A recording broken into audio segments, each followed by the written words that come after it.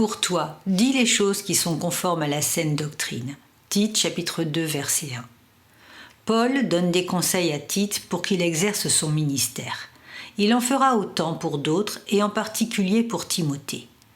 Le mot qu'il nous faut retenir dans ce verset, c'est « conforme ». La conformité est une pièce maîtresse dans notre marche chrétienne.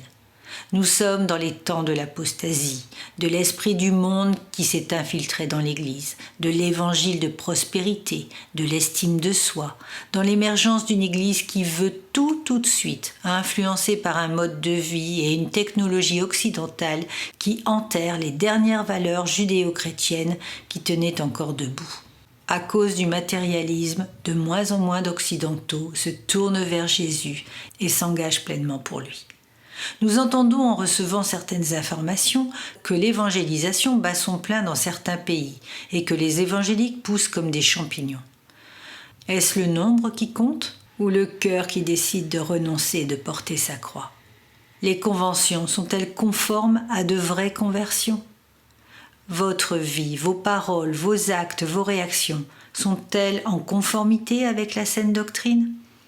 La Bible est très claire sur ce point. Les amis du monde sont ennemis de Dieu. Le compromis n'a pas de place dans le royaume céleste. La repentance nous est par contre coutumière. La foi doit être suivie des œuvres de Christ dans notre vie. Ce rappel à l'ordre doit nous encourager à entretenir cette divine relation avec notre Seigneur.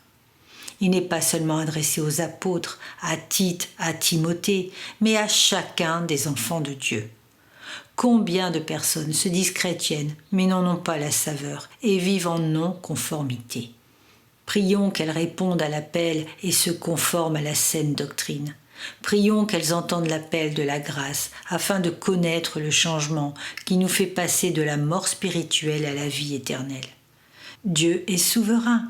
Jésus est le chemin, la vérité, la vie, et son passage sur la terre n'a eu qu'une seule direction dans sa conduite. Être en conformité avec la volonté de son Père. Il dira « Ma nourriture, c'est de faire la volonté de mon Père ». Pour conclure, voici ce que nous dit Paul dans l'Épître aux Romains, chapitre 3, verset 5.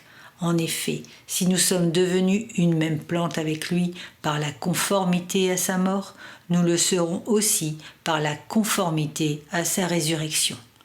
Que celui qui a des oreilles pour entendre, entende.